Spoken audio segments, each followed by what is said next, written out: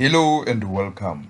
Breaking news. Sports, Arts and Culture Minister Gayton McKenzie has given the South African Football Association SAFA 21 days to repay 13 million that he gave them to assist with the implementation of Video Assistant Referee Program VAR.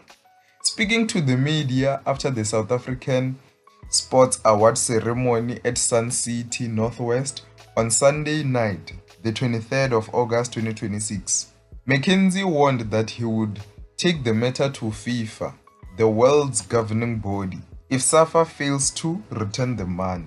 The outspoken minister says that he will do whatever it takes to recover the funds after SAFA failed to deliver on what he had requested. Here is what he says. FIFA rule states clearly that VAR must be implemented through SAFA. I took journalists, administrators, and the VAR research team to Spain and to the UK for them to compare which option is the best one for us. I then allocated 13 million to SAFA. I can't do more as the minister. I wrote to SAFA a letter requesting them to return my money. Then they asked for 21 days grace. I'm angry because what else can I do? I asked them in a letter to bring my money and the money of the state because I'm responsible for it. They said they will act within 21 days because there was no action. We were supposed to have VAR, so people shouldn't look at me. I am the minister who put it on the table that VAR should be there. I did everything humanly possible. I am now writing to FIFA. I've already spoken to them, but now I'm writing to them because they wanted it in writing. To go another way to get VAR. I'm going to do that. There will be VAR in the PSL. I want to apologize to the people.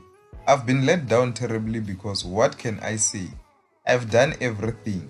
For me to write a letter to that extent, you must know how I feel.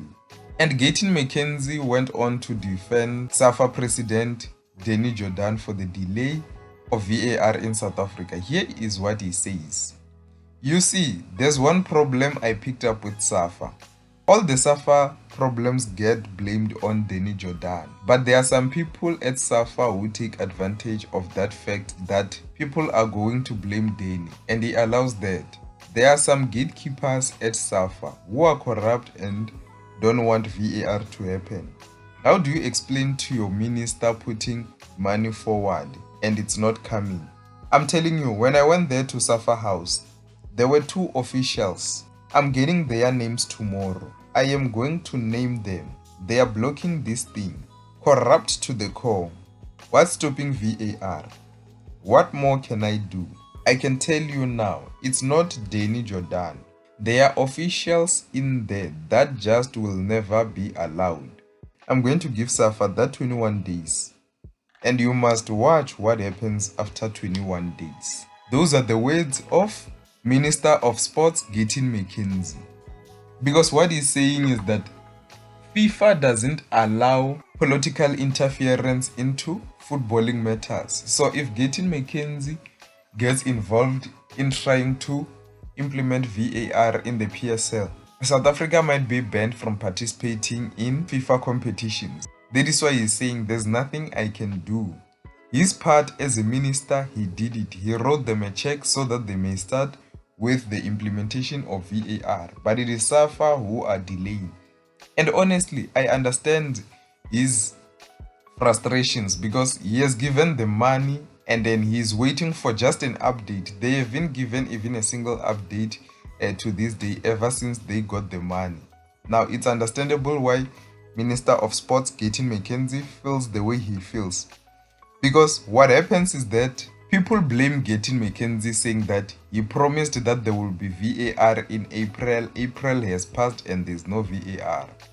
Remember, he can't implement VAR, but he can assist when it comes to the funds for VAR. And he has done that. However, there's no progress from SAFA. And I'm not surprised that SAFA are not doing anything, they're just sitting. Even with the appointment of Coach Pitso Mosimane as the new Bafana Bafana head coach, they are doing nothing. They just came and said that They've endorsed Pitso so that he can take the reigns as the next Bafana Bafana coach. However, no contract has been signed, nothing, there's no update, we don't know what's going on. They are just rumors that because Bafana Bafana has to play 2 African Cup of Nations qualifying matches in September, McKenzie, who's the technical director at SAFA, might coach Bafana Bafana at those 2 games. We knew before going to the World Cup that Hugo Broos was not going to continue as the Bafana Bafana head coach. We had to get a replacement, and SAFA are delaying. The way they are doing things, you would think that Hugo Broos just quit out of the blue. But he gave them time, he told them that he's leaving, and now they are dragging their feet, and we are playing qualifiers in a month's time. Because there are rumors that issues between SAFA and Pitso Mosimane are related to his contract. They are not willing to pay him what he wanted or what they were paying Hugo Broos. They want to pay Pitso Mosimane less money, and Pitso doesn't want to be undervalued in that way. And the other issue is Pitso Mosimane's technical staff. You want key staff like Kabelo and Musi to be included in his package, while SAFA wants greater control over the backroom staff. And Minister of Sports Gayton McKenzie says that Pitso Mosimane should be paid what they were paying Hugo Broos. He says it's like we're afraid of white people and we give them whatever they want. But when it comes to black people, we don't treat them fairly, because we also heard that SAFA has problems with Pitso Mosimane's image rights, with disagreements involving his podcast and also his youth football projects. So it seems like they want to get involved too much in what he does on his spare time.